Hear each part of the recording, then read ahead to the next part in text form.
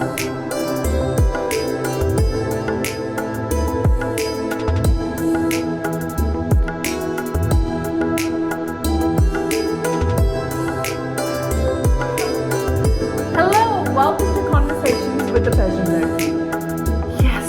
was 26th of January yesterday, and I know it's been a week since I've posted a video, and I'll tell you why. I have very good excuses.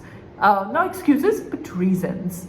One, Caesar wasn't well. I had to come up with a fundraiser to raise funds for his treatment. Then I realized that Basboosa also has an issue. She's been diagnosed with a mammary tumor, so she needs to get operated. And then there's always the animal welfare or cruelty cases that keep me busy. So yes, we had one that had been filed in court, and the court unfortunately ruled in favor of the accused, the defendant, and it made me think that क्या चल रहा है इस देश में, है ना?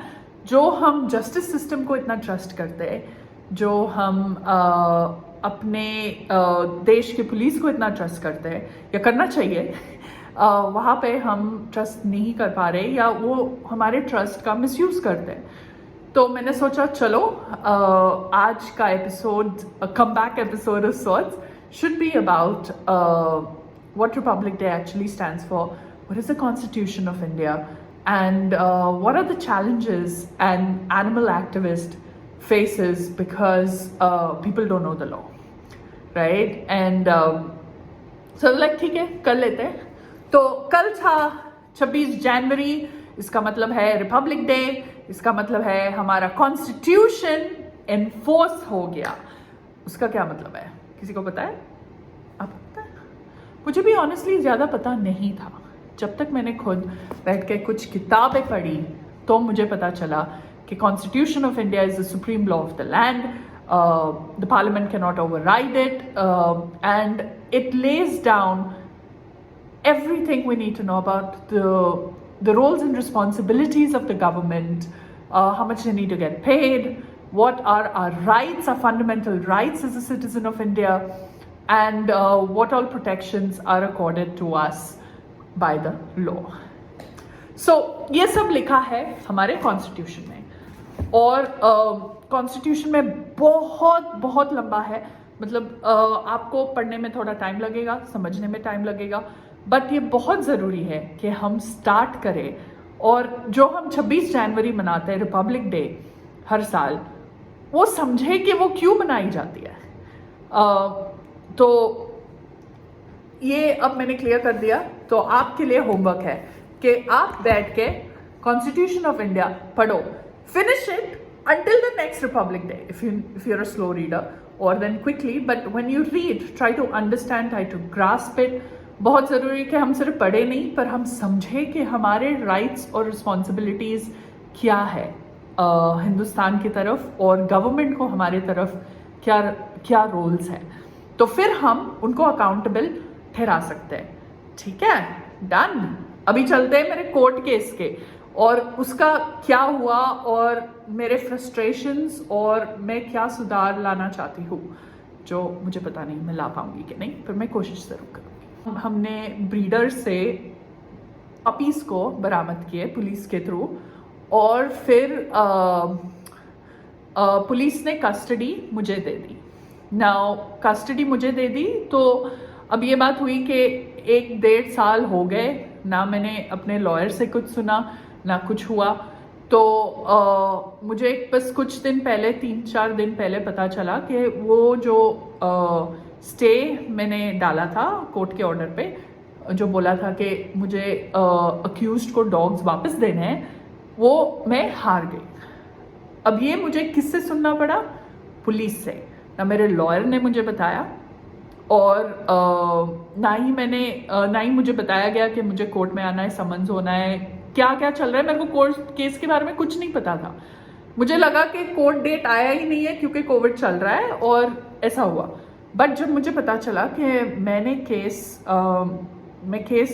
Court ने अक्यूज के पक्ष में डिसीजन दिया है, तो मेरा तो दिमाग ऑब्वियसली आउट हो गया. तो मैंने लॉयर से बात की कि मैंने बोला कि आपने कैसे मुझे नहीं बताया और ये ऑर्डर आया था काफ़ी दिन पहले और मुझे अब पता चल रहा है।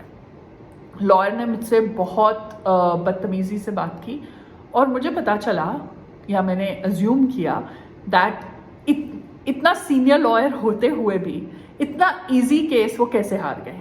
सो it all comes to that the lawyer may have been managed, the lawyer may have not taken an interest in the case because after all कुत्तों की बात है में कौन ध्यान देता है, लॉ ही नहीं देता है तो ये कहाँ से देंगे, है ना। But I am here to tell you and everybody who is watching that animals have rights in this country and when I say animals have rights, they are actually defined laws and it's called the Prevention of Cruelty to Animals Act, which was initially drafted in 1890 and then amended in 1960. That's the last amendment that we have.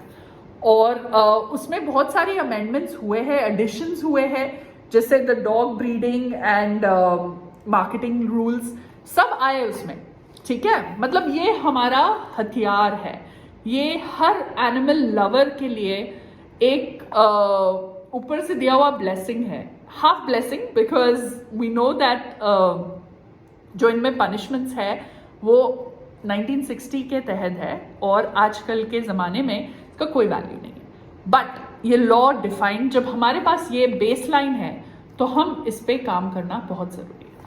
तो ये मैं समझ गई हूँ कि हमारे देश में लॉयर्स को ही नहीं पता है कि एनिमल राइट्स होते हैं और ऐसे लॉज लिखे गए हैं।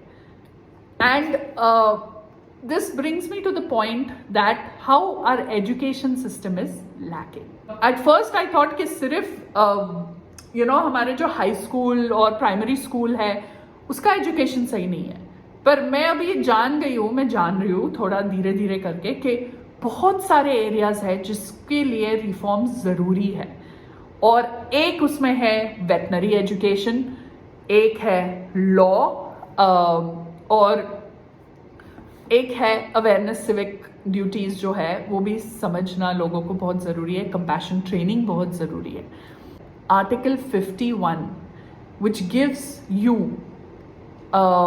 the responsibility to protect this country's natural resources, wildlife and respect all living beings. ये लिखा है हमारे कॉन्स्टिट्यूशन में एंड बहुत बहुत ज़रूरी है कि हम ये बात समझें। I know I keep saying this line, but हाँ जी, बहुत बहुत ज़रूरी है कि आप जानवरों से अच्छे से बिहेव कीजिए, उनके प्रति प्रेम दिखाइए, या अगर उनसे प्रेम नहीं है पर आप उनको हर्ट नहीं कीजिए। क्योंकि क्या होता है ना, मेरे जैसे एक्टिविस्ट है जो हम लड़ेंगे। मतलब मैं अभी आप जैसे देख रहे हो मैं बहुत स्ट्रेस में हूँ कि मैं ये केस हारी नहीं हूँ, पर मैं अभी हायर कोर्ट में अपील करूँगी। और जो भी एनिमल क्रूएल्टी कर रहे हैं ना उनको तो कर्मा आएगा और मेरे जैसे एक्टिविस्ट उनके पीछे पड़ेंगे। तो प्लीज़ सब लोग जो ये वीडियो देख रहे हैं थोड़ा टाइम लेके prevention of cruelty to animals act को थोड़ा पढ़िए, कॉन्स्टिट्यूशन ऑफ इंडिया को पढ़िए।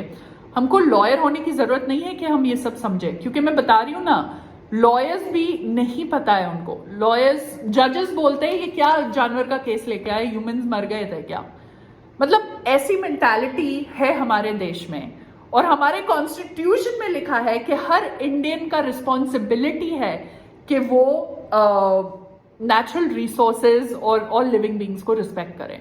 तो अगर हमारे सीनियर्स ही ऐसे मेंटालिटी लेके चले तो जो न्यू जनरेशन है उनका क्या होगा। मैंने देखा है गवर्नमेंट में जो भी काम करता है उनका मेंटालिटी ऐसे हो गया कि उनको फियर ही नहीं है ना। इसलिए सारे लोग वेटनरी डॉक्टर्स सारे, उनको गवर्नमेंट जॉब चाहिए क्योंकि उनको पता है कि कुछ भी हो मेरे को फायर नहीं कर सकते। पर ऐसा चलेगा क्या? आपको ऐसा गवर्नमेंट चाहिए क्या? नहीं ना, तो फिर कुछ कीजिए। तो ऐसे लोगों को इलेक्ट करो या खुद खड़े हो जो, if you are passionate about a just India. Corruption, I am tired of it. मुझे हर चीज़ के लिए पैसे नहीं देने हैं। I want a country that actually cares about me and all the living beings. I want a government as such. तो अगर ऐसा कोई गवर्नमेंट है दिखा दो अभी आपको, ठीक है। तब तक के लिए याद रखना अपना होमवर्क। मिलेंगे फिर नेक्स्ट एपिसोड में।